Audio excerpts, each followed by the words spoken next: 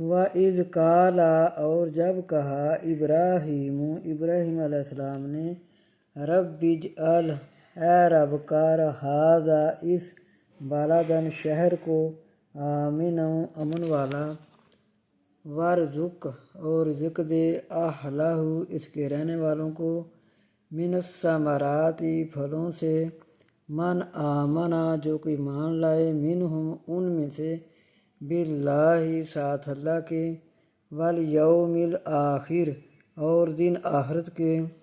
قالا کہا ومن کفر اور جو کوئی کفر کرے